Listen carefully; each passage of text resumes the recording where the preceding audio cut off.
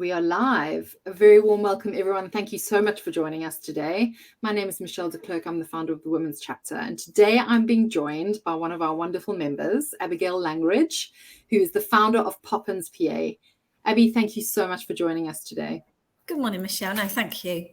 For those that are just joining, either via LinkedIn or will be watching this as part of the recording afterwards, this is part of our W.Talk series that we run as LinkedIn Lives. So we're really delighted for those of you that have been able to join us today. And we will also be opening up for questions and things. There is a chat section here. So if we do get any questions, I'll try and integrate those. But Abby, also, if we don't worry about that. There'll be plenty of opportunity for us to engage with people afterwards once this has been recorded. So without further ado, I'd like to hand over to you to introduce yourself in your own words and tell us a little bit more about the Poppins PA journey. Over to you. So good morning, everyone. Thank you for joining us. So the Poppins PA journey, trying to round it down. So I was a PA, or have been a PA for probably over 20 years now, starting out really in the legal sector as a legal PA, and over that time, really finding my feet in working one-to-one with partners or whoever I was working with, and just really thriving in the personal element of the personal assistant role. But within corporate, that was a very small element of that. So over the years, I'm obviously condensing it down very, very quickly, but in the background, having children and building a family, with the demand really of wanting to be at home and really needing to be at home because my husband works shift work, I saw a very small opportunity that I just went with, and my gut instinct drove that really, because I thought, actually, there's no one really looking after these partners and whoever else I was working for from a personal side. They were pushed with targets and everything else that drives a corporate career, but actually, as humans, they were melting inside and they just didn't have any kind of life outside. And they talked to me about the story that they'd want to read with their children and all the things that they'd want to do, but actually they were in the office standing talking to me. So it was, and you couldn't really offer much personal support as a corporate PA. So I saw an opportunity that I really, really wanted to take. And I sat on it for a really long time, actually, because I had all those wonderful voices in my head telling me that there's nothing in it. Who's going to pay for that? If it was a good idea, someone would have already done it, all those wonderful things. But I was then pushed into a situation where I had to leave, really. I'd had our third child. I was already working part-time, and taking annual leave for a sick child just made me feel really resentful of working in London. And I thought, right, okay, after I'd had a third child, literally within hours of having him, a switch had flicked, and I just thought, that's it, I'm done. Gone back, got my maternity bonus. I'd done lots of research in that time as well. And I just did it, much to my husband's utter shock and horror, because he's very sensible and risk averse. I just said, I can't do it anymore. I just can't go in all the way into London to basically be an admin assistant when I could be serving all these other people outside of work, and building a business of my own, which is actually what I'd always wanted to do, but had not had the balls to really do anything about it. So that's kind of it condensed, really. And now it's about providing them not only with that personal support, but also blending in the work as well, because obviously we all know that there is no divide between the two. That's where it came from. Amazing. And it's lovely to hear your story, because there's so many important lessons in there.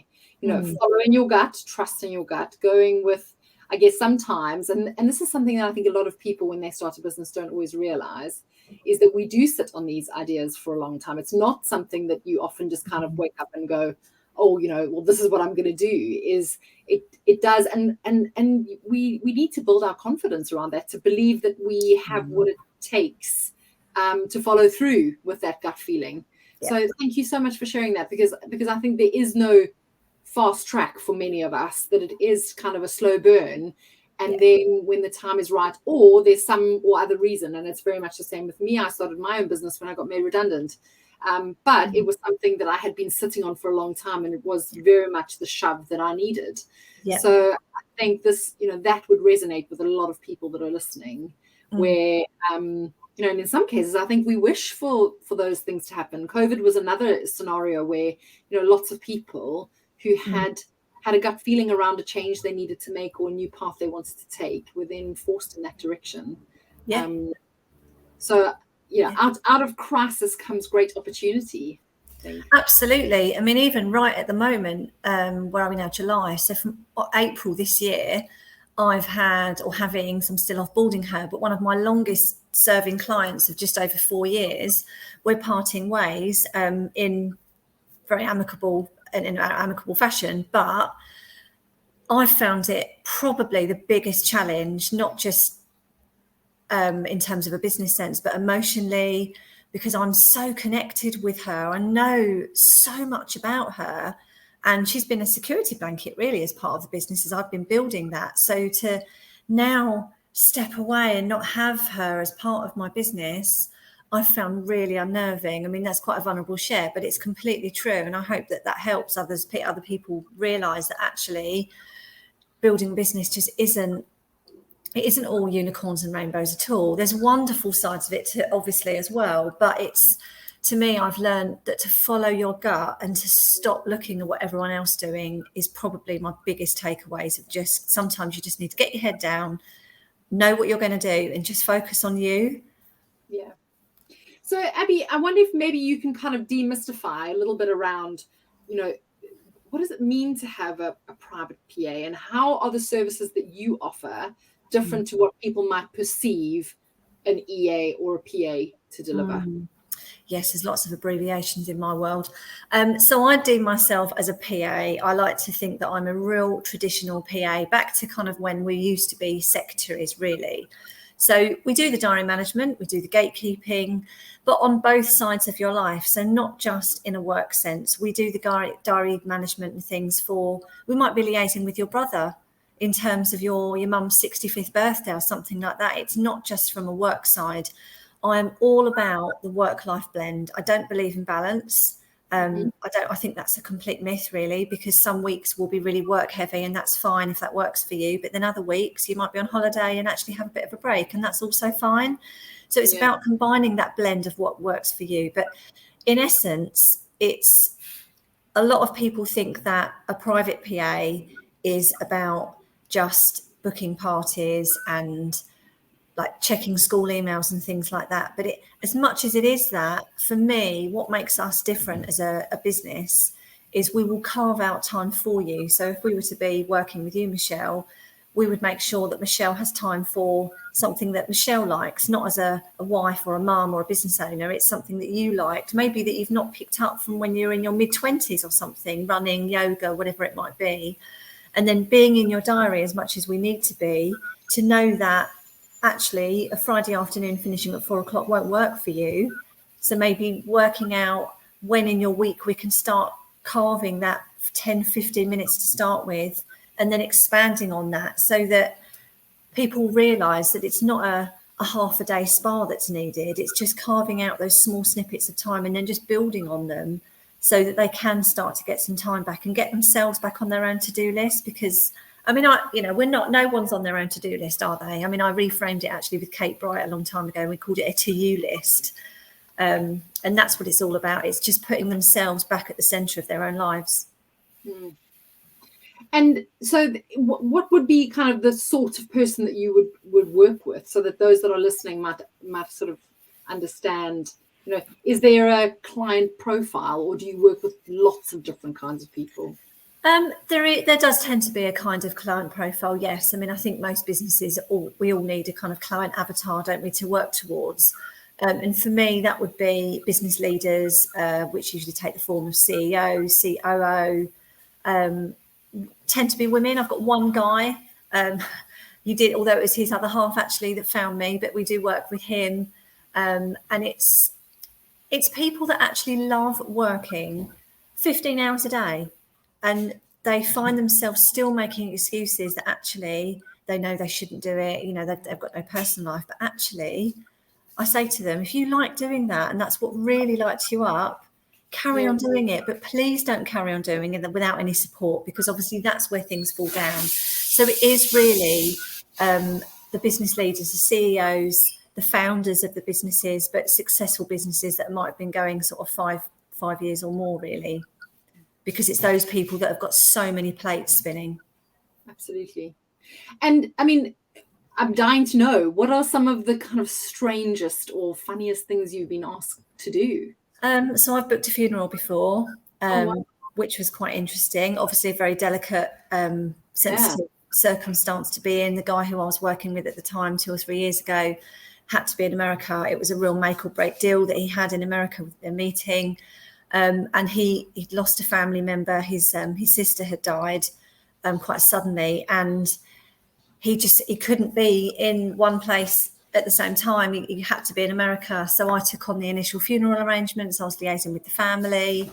And it was a privilege, obviously, but it was also a very strange circumstance to be in as his PA, because I felt like an intruder in that, because obviously it was such an intimate affair. But they were absolutely wonderful about it. He was forever thankful that I stepped in. I mean, I'd worked for him for a good couple of months, so I knew the family and things like that. So, so I'd say that's one of the strangest things I've done, but also one of the nicest as well, if you see what I mean. Well, but also testament to how much you were trusted and valued, I think, because, as you said, that is a very intimate, vulnerable place to be in. And to hand over that to somebody, he must have really trusted you. So I think that's a great. Absolutely. Yeah. I mean, trust is big with any working relationship, but especially what we do, it has to be solid, and it takes time. Obviously it takes time to build that trust, but we're dealing with real personal details, bra sizes, shoe sizes, writing husband's birthday cards and, sort of pet nicknames for each other and things like that. It's a real different kind of working relationship.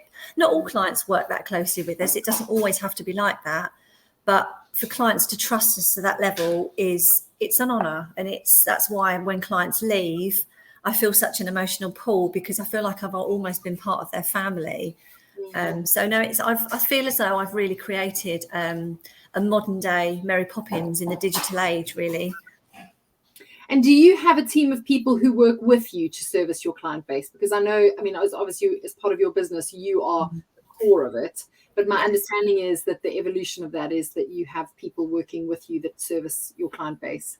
Yeah, absolutely. So a couple of years ago, I hit capacity because I will only work with 2 people, because for the nature of what we do, obviously it's very in depth, and my headspace can only be so big. And I have a team of 5 freelance PAs. I've just taken on a new one, making 6, which is great. And it depends on what kind of client I pair them with as to how many I would give them particularly. But yes, I've got now 6, but 5 that have got clients of mine. Wow.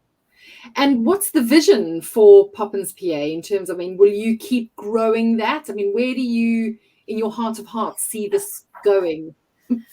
So I actually would like to step out of client delivery, not because I don't like it or anything like that, but because I've realised through much personal development of my own over the last year and 18 months that as a business owner, in order to grow in any angle, I need to step out of actually servicing the clients myself, which was a huge, I don't know if it was a learning curve, revelation, or what it was, but it took me ages to come to terms with the fact that it doesn't make me a bad PA to step out of client delivery. So that's really where I want to be with it. Step out of client delivery so I can step on business development a bit more, focus on, helping the team, giving them systems and things like that, and actually moving away from using a freelance team and employing them. So that's quite a big vision, but sorry, a bit of a technical hitch there. So that's exactly where I'd like to go. So I know where I want to go. I'm not the most patient person in the world either. But yeah, so I do know where we're off to. No, but again, I think there's, the lesson there is for so many of us that we get caught up with being in our businesses as opposed to leading our businesses and taking that strategic view. And many of us learn the hard way that, the only way to grow really is to make sure that you're focusing enough on where you're leading the business as the leader, the business development piece, the strategic thinking, and that kind of growth and vision piece, rather than getting stuck too much in it. And it's hard. Yeah, it's hard. Very hard. It's that pull. I'm kind of in the middle at the moment, where I am still servicing clients, but I'm so drawn to the business development. I have to be careful that I'm still, I'm definitely kind of in the middle at the moment, but hopefully I'm going to be tippling over one side soon. So I have another question to ask, because I know when we were preparing for this conversation, we kind of flagged up a couple of things we wanted to talk about. And one of the things that you were talking about that you do is to help, particularly your female clients, break cycles, often vicious cycles. Yeah. What does that mean? So the vicious cycles, again, referring to all those voices that we tell ourselves in our head, and that community, that Lego community that live in our head. Giving ourselves permission to get help is a huge thing, because we all believe that we should be doing the things ourselves. It doesn't matter what that might be, personal or work things. So, and that can be something like just getting a gardener once a week or once a month. It could just be incorporating the kids into emptying the dishwasher, or getting a cleaner, or whatever that might look like, or setting flexible boundaries so that your inbox, you're only checking it twice a day. It doesn't matter at what level. It's giving yourself permission to focus on something else and not spread yourself across the board and do everything, because we all know it doesn't necessarily work. And then by the end of the week, you're not really further forward, because you've ended up doing lots of little things rather than just, do you know what, I'm going to do 2 hours of just this thing. And sometimes that also involves saying no. And as women, we find it hard to say no, generally speaking. So would you say, I mean, part of the work that you do with your clients would be helping them to implement these kind of time management systems into their lives? Is that a part of helping them develop a structure that works for them? Yeah, absolutely. So a fair few clients come to us without even having a PA before. So they're not used to delegating. They're not used to they're not used to someone being there and knowing what to give across. So that, I mean, I prefer that situation, to be honest, because it's pretty much a blank canvas.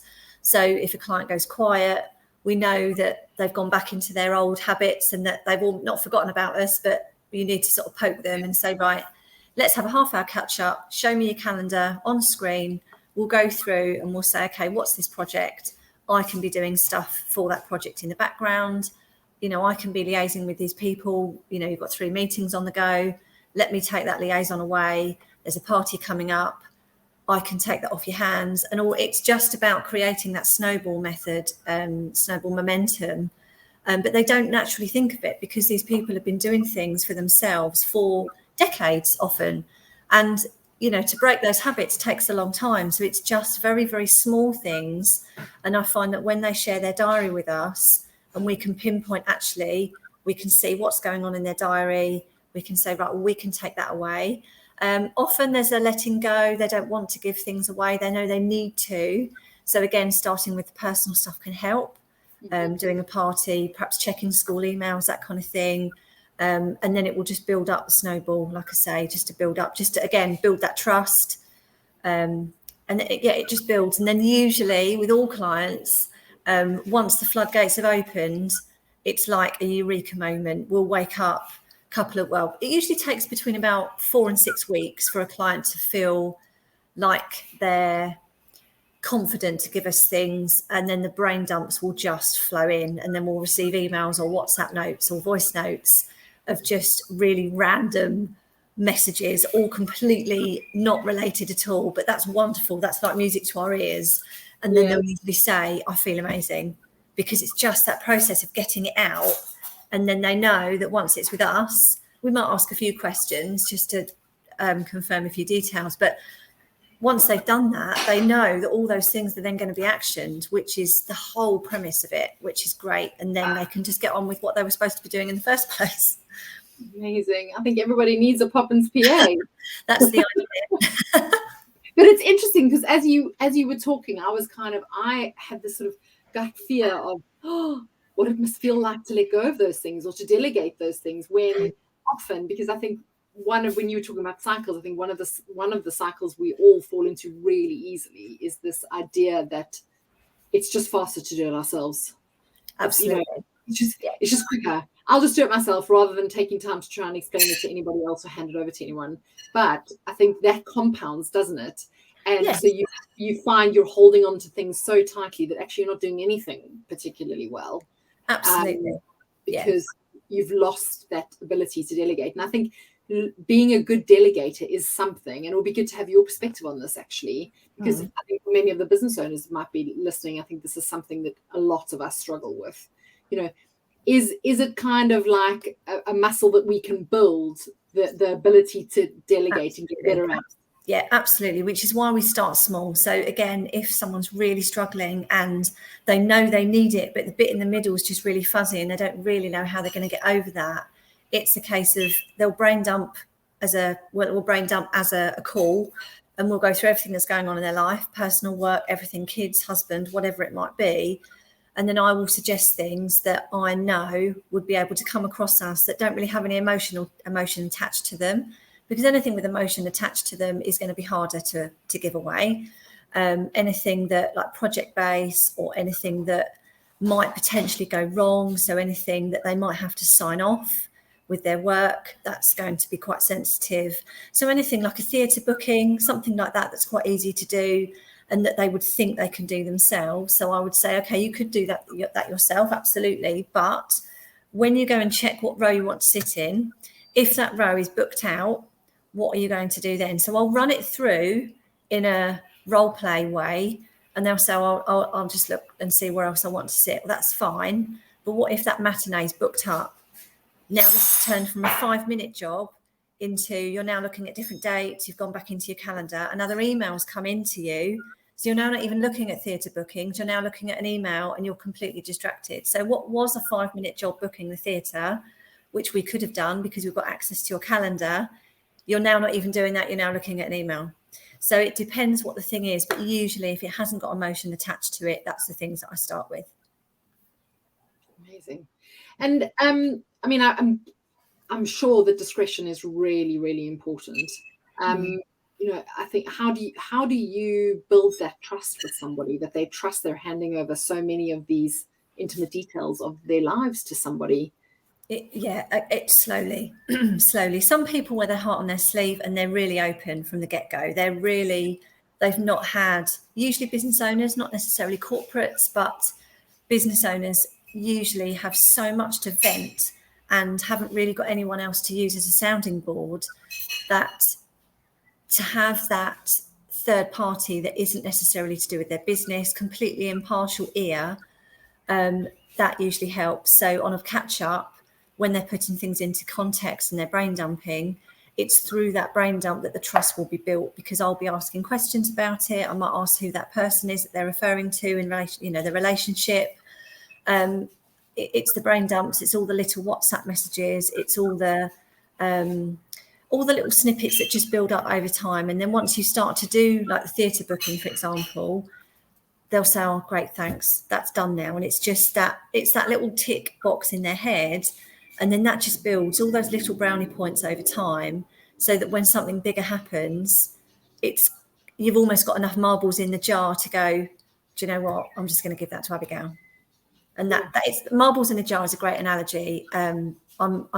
Analogies work very well for my brain, and that's how it works. You put a couple of marbles in the jar. You do a couple of meetings, a couple of theatre bookings, things like that. So when a big project comes up, you've got all those marbles stored, and you can kind of cash them in for something bigger if that works.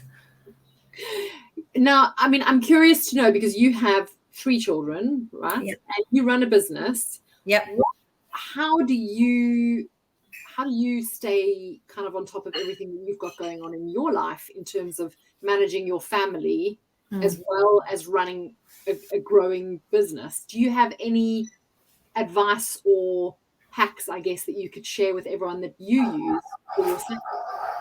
Well, I don't work full time. I mean, it does sometimes feel like I'm working full time, but I work school hours mainly, which is what common for a lot of people. But I have my own PA as well, which shocks quite a few people, being a PA myself. And again, I fought many demons in order to have my own PA, because I instantly thought, well, what kind of PA am I to then get my own PA? But practice what I preach. I have kind of become my own ideal client, and I need that help myself. So she doesn't necessarily do the school emails and things like that, but she does double check things when things go out. She'll prepare templates for me for new clients, and I'm kind of OCD when it comes to time blocking. So with today, I've got a 15-minute block after our call, so I can go back into my diary, check what I need to do. I know I've got messages coming in. I can feel my watch vibrating, just to kind of ground myself again, think, right, I know that was like that an hour ago, but I can already feel things have changed. So I'll put in travel time into my diary. I'll block out everything in my diary. So there's lots of kids things going on, as you can imagine. I mean, my children are 17, nearly 13 and 8.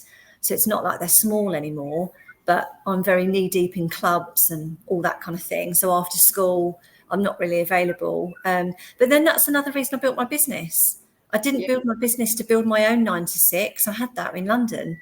I built my business so I could serve clients that are very much like, 2 or 3 steps ahead of where I want to be, but also so I could actually be a mum and a wife as well, because that's really important to me. So yeah, it's like I said earlier in the beginning of our call, it's about owning the fact that you need support. And I am fully happy having that support. I don't try and cover it up in any way. Rebecca, my PA, is absolutely a wonderful PA. I love that you mentioned time blocking, because it's something that I'm quite new to, actually. Oh, okay. But it's been, I don't know if I block as much as I should in terms of, I block my meetings and things I need to remember, and I do build in a little bit of time here and there. But I think it really helps to kind of have a clear head and a sense of direction for your day, or even just your morning. Absolutely. If you know what you have to do, and in order to stay on track. Absolutely, yeah. And I mean, I wonder if you have any other advice that you could share, maybe even things you've learned along the way of building your business, lessons or advice that you could share with everyone in our last few minutes. Start your day just with yourself. So reaching for your phone in the morning, I know, is a go-to. Who doesn't do that? But if you can, even if after you've done that and you've dropped the kids off, or however your morning starts, just sit with a cup of tea or something. Just please have 10 minutes just to be you before you deep dive into whatever it is, meetings, emails, or whatever, because it has to start with us. Whether you're in a corporate, whether you're running a business, whatever that looks like for you, we have to put ourselves first, and we never ever do. So just starting with ourselves for 10 minutes makes a massive difference. And thankfully, because the weather's really nice at the moment, having that cup of tea on my patio just keeps me level-headed. So I did start this morning with a bit of a bump, but just digesting that on the patio has just made it easier. It's not laptop open, let's dive straight in. I've just sat with a cup of tea. No one's going to die. I'm just going to have my cup of tea on my own for 10 minutes to start. It just helps. Yeah, no, it definitely does. And is that something you recommend that your clients do as well? Would you build that into their diaries? Yeah, we can do. So again, we need to be in their diaries for at least a month to find out what kind of work they do, when they like to start their day. Because again, it actually, off the back of that question, Michelle, working out when works for you best. So I'm a night owl. So I love to work really late at night. I don't tend to try and go to bed before 11 o'clock. I come to life at night. I'm never going to be up at 5 o'clock in the morning unless I'm going on holiday. It's just not going to happen. Or go for a run at 5, 6 o'clock in the morning, never going to work. So I don't mind doing work late at night. But if you are up at 5 o'clock in the morning and you're ready to go, then work your diary like that. Work to what works best for you. Don't worry about what everyone else is doing.